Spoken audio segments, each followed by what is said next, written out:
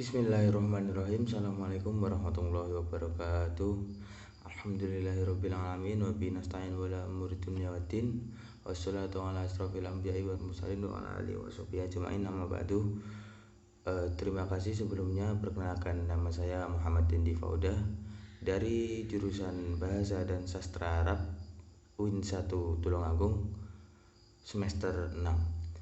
Pada video kali ini saya akan sedikit menjelaskan dari artikel yang sedang saya ringkas, yang mana ini adalah tugas akhir dari mata kuliah pragmatik. Ya, pada kali ini saya akan membahas tentang jurnal memahami bahasa Al-Quran berbasis gramatikal. Baik. Di sini dijelaskan, kitab suci Al-Quran merupakan firman Allah Subhanahu wa Ta'ala yang berisi pesan-pesan moral yang ditunjukkan buat kehidupan manusia di sepanjang tempat dan waktu, atau bisa kita sebut Al-Quran pula itu juga pedoman hidup bagi kaum muslimin dan muslimat. Pesan-pesan tersebut disampaikan menggunakan nalar dan piranti kultural geografis Arab berupa bahasa Arab. Jatuhnya pilihan bahasa Arab tersebut agar bisa dimengerti oleh komunitas yang hendak dituju Al-Quran, yaitu masyarakat Makkah dan Madinah. Fenomena di atas secara eksplisit memberikan sesuatu pesan moral bahwa Al-Quran tidak turun dalam ruang kosong, akan tetapi mempunyai hubungan dialektis dengan realitas sosial yang berkembang pada saat itu, yaitu berinteraksi, berdialektika, dan bernegosiasi dengan kondisi sosial masyarakat Arab. Artinya kondisi sosial, geografis, dan psikologis masyarakat Arab ketika merupakan salah satu pertimbangan menarik yang diangkat ke permukaan.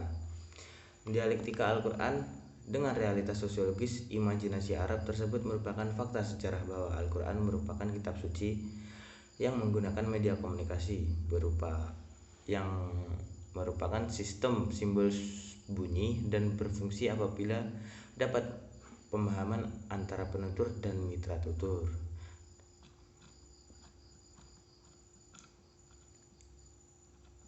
Ya, masuk pada bab 1. Di sini akan saya sedikit jelaskan tentang pragmatika Al-Quran atau basis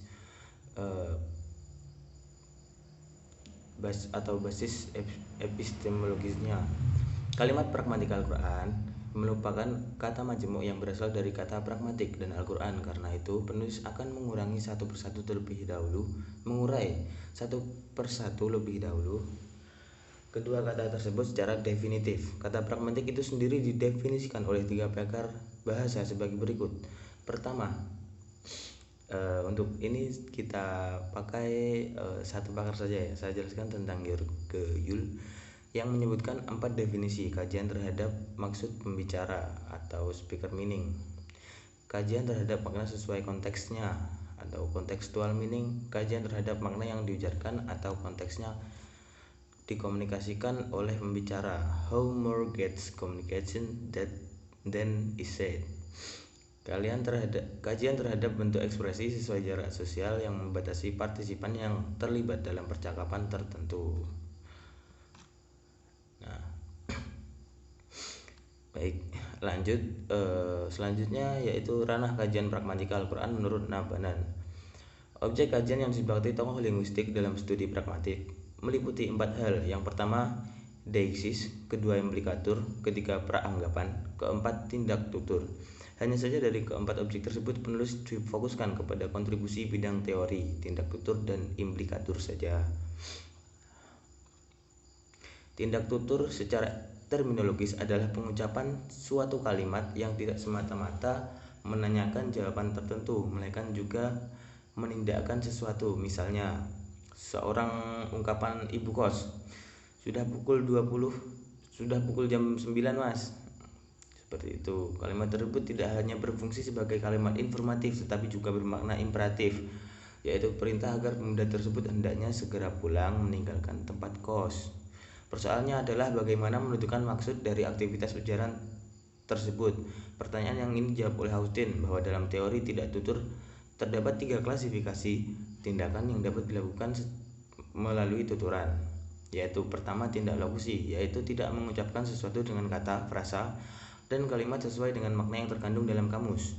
Yang kedua yaitu tindak illokusi, yaitu tindak tutur yang berfungsi melakukan suatu tindakan. Tindak tutur ini disebut sebagai the act of doing something. Pemahaman terhadap tuturan ini harus dinegosiasikan dengan konteks ada, misalnya tuturan tanganku gatal, seperti itu. Jika dipahami dalam konteks lokusi berarti menunjukkan kalimat informatif bahwa tangannya gatal. Yang ketiga yaitu tindak tutur illokusi ini diklasifikasikan oleh Searle dalam kelima macam bentuk tuturan sebagai berikut. Yang pertama adalah asertif. Asertif yaitu tuturan yang mengikat penutur pada kebenaran proposisi yang diungkapkan, misalnya menyatakan, menyarankan, membuang, mengeluh, mengadu, dan mengklaim. Yang kedua yaitu direktif, yakni tuturan yang dimaksud untuk membuat pengaruh agar sang mitra tutur melakukan tindakan tertentu, misalnya memesan, memerintah, mohon, nasihati, dan merekomendasi. Yang ketiga ekspresif, yang keempat komisif, yang kelima deklarasi, yaitu selanjutnya tindak perlokusi, yaitu tuturan yang memiliki efek yang ditimbulkan dari sebuah tuturan baik disengaja atau yang tidak, disebut dengan the act atau yang disebut dengan the act of affecting. Tuturan seperti tanganku gatal bisa menimbulkan efek rasa takut pada mitra tutur karena tuturan ini diucapkan oleh seorang tukang pukul.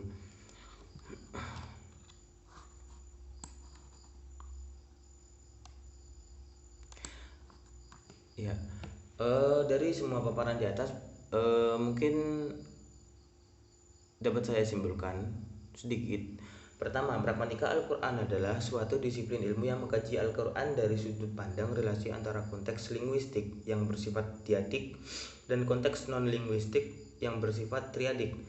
Kedua, asumsi dasar pragmatika Al-Quran adalah bahwa upaya interpretasi terhadap kitab suci yang hanya diorientasikan pada analisis kelas struktur gramatikalnya tidak akan cukup memadai mengejar kebenaran hakiki yang diusung teks. Karena itu diperlukan pengembangan pada analisa kelas, struktur sosial dan budaya yang melatari kehadiran teks tersebut disebut ilmu pragmatik, sedangkan langkah-langkahnya adalah analisa pada konteks linguistik. Mungkin itu sedikit yang bisa saya sampaikan dari materi jurnal tadi tentang pembahasan memahami gramatikal pada Al-Quran. Apabila ada kurang lebihnya saya mohon maaf. Sekian dari saya. Wallahul muwaffiq ila aqwamit thoriq. Wassalamualaikum warahmatullahi wabarakatuh.